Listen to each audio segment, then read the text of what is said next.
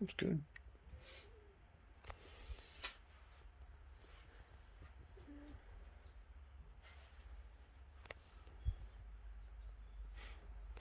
What size is that? XS. Oh, yeah. Yeah, that's the winner, aren't they? What? Oh, that's the winner. Extra winner.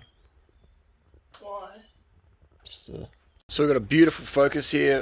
Just bought this second hand off a local racer here, and I could tell that I just suspected. I was like, I'll buy the bike. He had advertised $800, a very fair price, and it's full SRAM red. And I was like, I'll buy the bike, but I'll give you $800, but I want to check the fork. All right. So we checked the fork. We took the fork out. He was cool enough to let me take the fork out.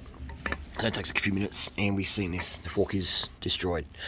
So he dropped the price for $700, and I can just get I'll get a fork for maybe $50, $100.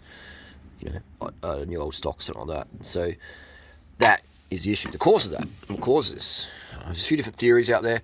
This is the headset that came out of this Focus, so very just seized, dark, worn, notchy, separating.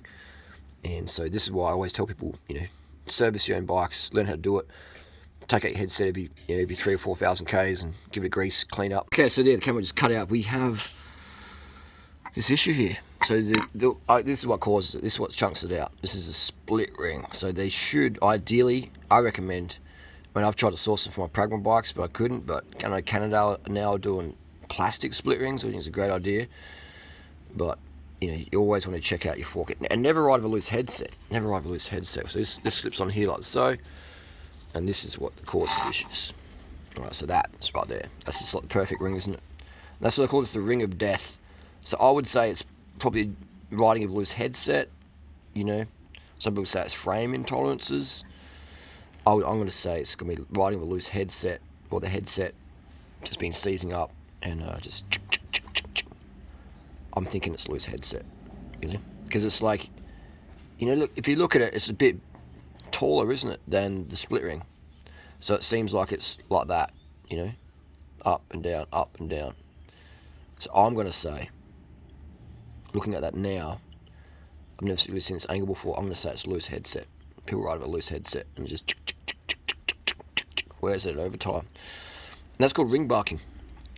And that is a pretty thin carbon steerer. Does it happen on alloy forks?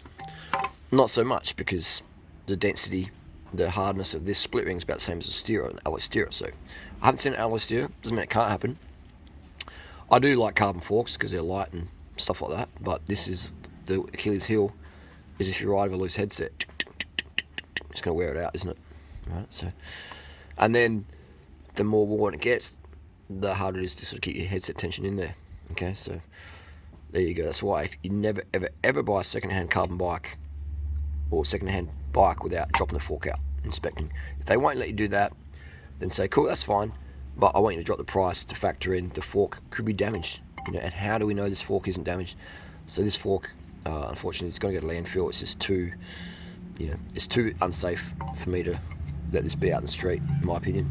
I could be totally wrong, but if this fails on you, you lose all control of the bike, which can be no problems, or it can be totally catastrophic. So I just don't rate it. So check for your bike for ring of death regularly. Don't take chances. Take chances are safe. Not like this. It's unfortunate because it's a beautiful fork. It's a beautiful fork. The fork's in amazing condition.